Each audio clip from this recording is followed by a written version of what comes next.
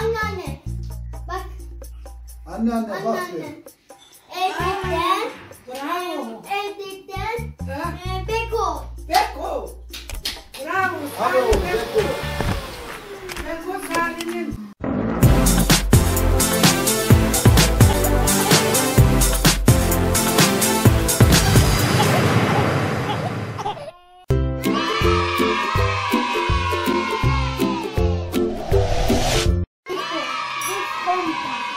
Evet arkadaşlar, Salih Tuğbe kanalımıza yine yeniden hoş geldiniz. Salih şu anda kırmızı Beko süpürge makinesi yerine sarı bir Beko makinesi, annenin dedesinde sarı bir Beko makinesiyle karşılaştı ve kaptı. Şu an onun sunumunu yapmak istiyor. Evet Salih, merhaba arkadaşlar diyoruz. Sunumu sen yapıyorsun, hadi. Evet, aç.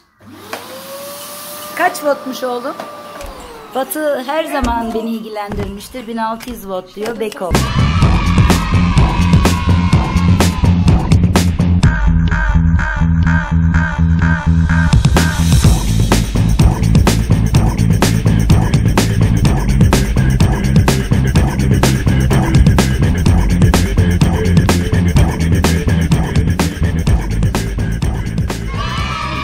Evet, fazla parçaları yok bunun. Sadece bu fırçası var. Diğer fırçaları da vardır ufak tefek ama nerede bilmiyoruz şu anda. Evet. Buraları güzelce süpürüyoruz.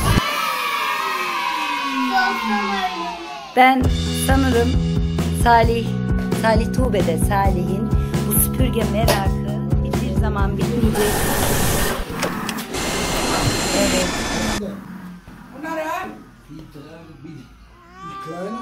Evet, hadi süpürelim oğlum. Hadi. Tak fırçasını geri.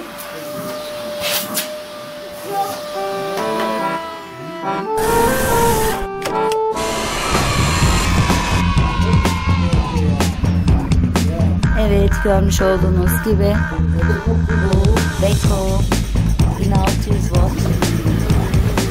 O yüksek basınçlı.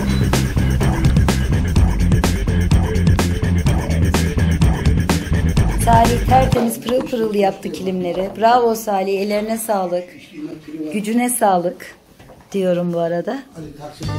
Müthişsin. Kahraman Salih.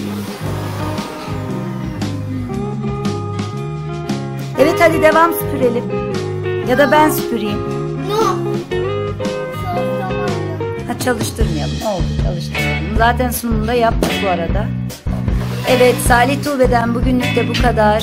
Sağlıkla kalın, hoşça kalın. Bay bay. Bize abone olmayı da tabii ki unutmayın. Bay bay yap Salih. Bay bay. Bana bakarak söyle. Bay bay. Ama anne kokun anne. Ama kokun. Bay bay.